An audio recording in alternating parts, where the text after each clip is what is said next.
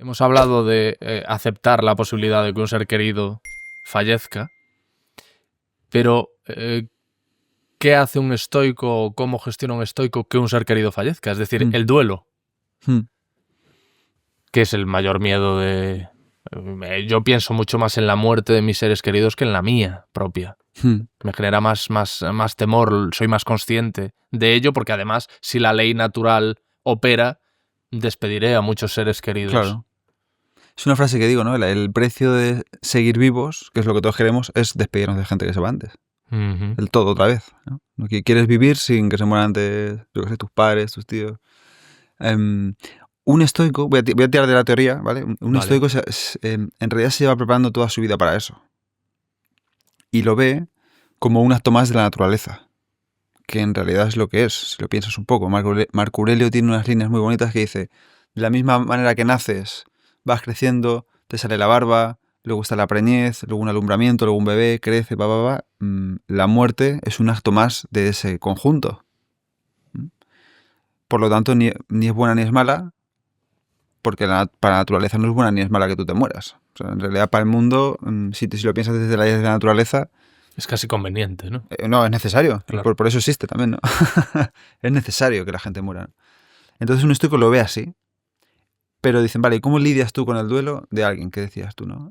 Pues Séneca tiene una consolación a Marcia.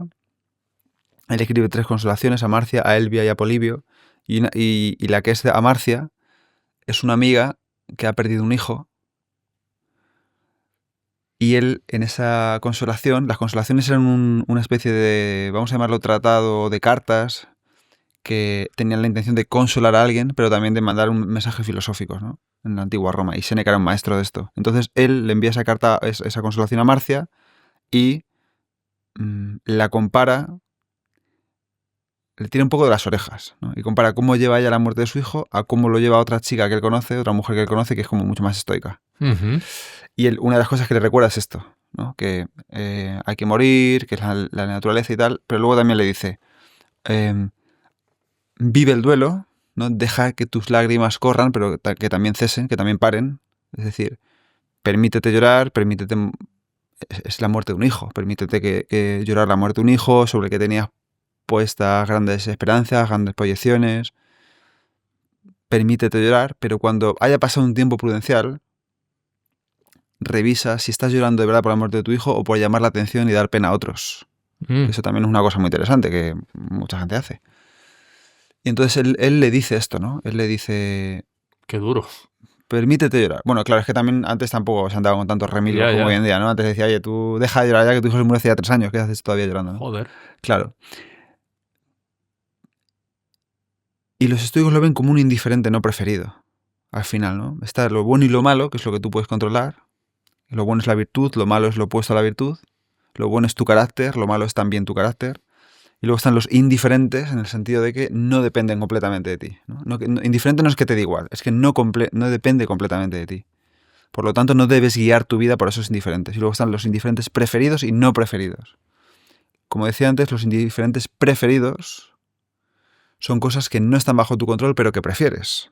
Como por ejemplo la salud, la vida, que a tus hijos les vaya bien, que tengas éxito, etc., ¿no? Los indiferentes no preferidos son las cosas que no dependen de ti, pero que no quieres que pasen, como la pérdida de un hijo, la muerte, la enfermedad, la traición, todo esto, ¿no? Entonces, vale, siempre ten presente durante toda tu vida, por eso te digo yo que hago este ejercicio con mi hija, y mi hijo también ahora, ¿no? Siempre ten presente la muerte, pero tenla presente como algo sobre lo que no puedes hacer absolutamente nada, ¿no? En tu caso, en tu salud, puedes tener cierto control con hábitos, con alimentación, con gestión emocional, con relaciones, con salud, etc., ¿no? Pero no depende de ti completamente la salud, porque aún así vas a enfermar y vas a morir, por mucho que hagas, ¿no? Puedes tener una vida más longeva, pero la muerte va a llegar tarde o temprano. Entonces, trata de adecuarte o acostumbrarte a esa idea de que puede estar por ahí en algún momento y que cuando llegue, permítete el duelo, pásalo el duelo, estate con el duelo, como decía antes, en la meditación Rain. A mí esto me ha ayudado mucho sobre la muerte de mi tía, que te decía antes, ¿no? Para mí fue como mi madre. Y ese duelo, pásalo. No digas, ya no me importa la muerte, ¿no? Ya lo supero. No. Pásalo tal, pero sigue adelante con tu vida. Porque las personas que siguen contigo, dice algo así como, creo que tiene otros hijos esta chica, Marcia, las personas que siguen contigo te necesitan, ¿no? Y la persona que se ha ido no querría que estuvieras eternamente viviendo por ella, sino por los que sí se han quedado, ¿no? Y tú también te has quedado. Entonces se ha ido una vida, pero siguen muchas otras. Si vives tu vida pensando en la que se ha ido y no en las que vienen, las que quedan, pues oye, es decir, date un tiempo prudencial, llora, pero permite que eso también se vaya. Y reenfoca la atención y todo a lo que tú sí puedes hacer aquí con las personas que tienes, ¿no?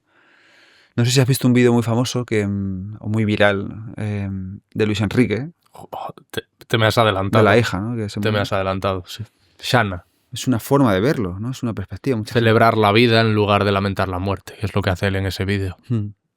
Celebrar su vida. En los pisos donde yo vivo hay una mujer que es nigeriana que hace poco falleció su madre. Estamos hablando de octubre del año pasado, ¿no? Y ella me lo contó contenta. Y yo decía, ¿tu madre sabe? Sí, digo, ¿y te vas ya para allá a Nigeria a enterrarla? No, vamos a esperar a que todos mis hermanos que estamos en diferentes países del mundo nos pongamos de acuerdo y vayamos. Y entonces ya cuando vayamos, entonces no sé si la embalsaman o algo así, la conservan el cadáver. Total, que fueron en febrero. O sea, pasaron 4 meses y medio, casi 5. Y allí ella me enseñó un vídeo en el que si llegaron un jueves hacen una fiesta hasta el domingo. La entierran el sábado, celebran un rito muy parecido al nuestro, pero durante jueves y viernes hacen una fiesta con el muerto al lado. Están contando chistes, algunos lloran también porque también es una pérdida, pero están bebiendo, están haciendo una fiesta, están hablando de anécdotas de la vida, tal. Y cuando la sacan para llevarla a enterrar, yo esto lo he visto en su vídeo, ella me lo enseñó.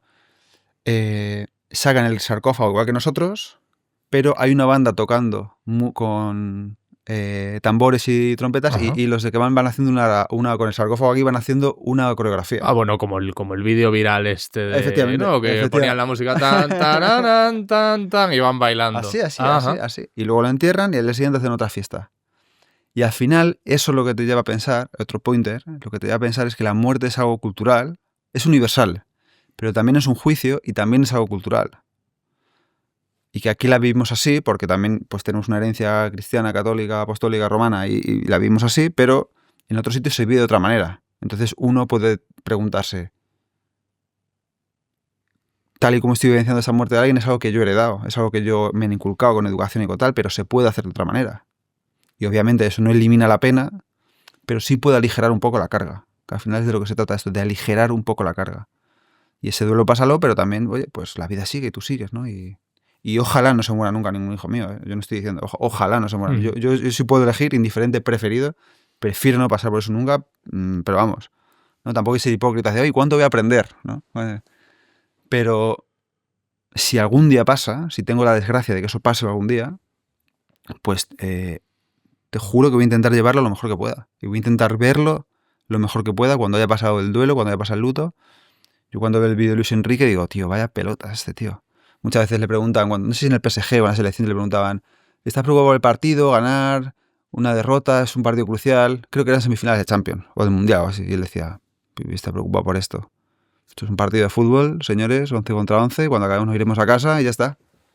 Después de perder un hijo, te importa, o sea, quieres ganar, sí, pero las semifinales de la Champions, pues el año que viene habrá otras.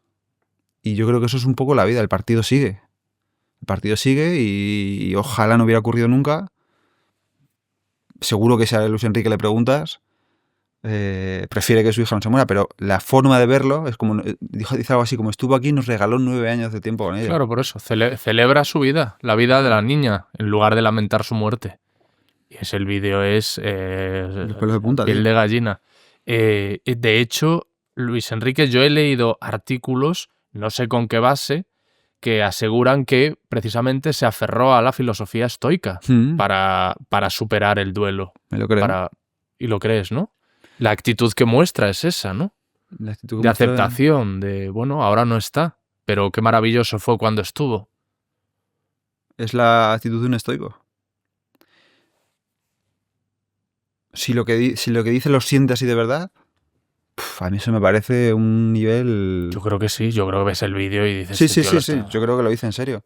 Es de tener una fortaleza de mente brutal y yo creo también que eso se lo da el haber pasado mucho tiempo a solas, ¿no? Es un tío que hace mucha bici, es un tío que corre mucho, es un tío que pasa mucho tiempo solo. Y yo creo que pasar tiempo solo, una vez volvemos a lo de antes, pasar tiempo solo y digerir eso bien es fundamental para aceptarlo y para convivir con él de otra manera que si lo estás completamente rechazando como si esto no hubiera ocurrido, ¿no? Por eso yo digo que pasar el duelo es vital. Pasarlo conscientemente, ¿no? Y llorar cuando haya que llorar y lamentar lo que haya que lamentar, pero seguir adelante. Yo cuando veo lo de Luis Enrique digo, este tío es Séneca. Séneca afrontó su vida así, ¿no? Su muerte así. Hay un libro de Tácito muy pequeño que se llama La muerte de Séneca, que lo cuenta. Como él van los soldados de Nerón y le dicen que Nerón te ha dicho que suicides. Y él dice, vale, pues espérate que voy a hacer un inventario de mis bienes. Y dicen los soldados, no, Nerón ha dicho que topa al imperio. Y dice, vale, pues entonces voy a dejarles a mi familia el ejemplo de lo que quiero que sea mi muerte. Y hay unos cuantos llorando por ahí alrededor y les dice, ¿pero por qué lloráis? Es que no habéis aprendido nada de lo que os he enseñado, ¿no? Entonces, y su mujer dice, pues si tú te vas a matar, yo me mato contigo. Y Séneca dice, vale, pues si te quieres matar, vente conmigo, ¿no? Y luego los soldados dicen, no, la mujer no puede morir, ¿no? Y luego ya cuando, eso te lo estoy contando así un poco, pero al final Séneca intenta suicidarse de muchas maneras y no puede. Y la única manera en que lo consigue, ya después de haberse bebido cicuta, de haberse cortado las venas de aquí, de las rodillas y de todos lados, es metiéndose en un baño de vapor, de agua caliente. En el baño se encierra y como él era asmático, ya eso lo remata. Pero fue una muerte muy larga. Y hay un cuadro muy bonito en el Prado que lo representa y sale gente, se han sido unos estoicos llorando y tal, y Séneca muerto ahí, ¿no? Y es interesante leer ese libro, ¿eh? Porque dices, si es verdad que murió así, todos esos críticos que dicen que Séneca no practicaba el estoicismo no han entendido nada. Porque si es verdad que murió con esa serenidad, lo entendió todo. Y a mí eso me hace pensar. Claro, es un historiador, no sabemos si es verdad o no, pero bueno, puede servir ahí de inspiración, ¿no? Para decir, oye, se puede morir, ¿no? Dicen que la filosofía es aprender a morir y aprender a vivir.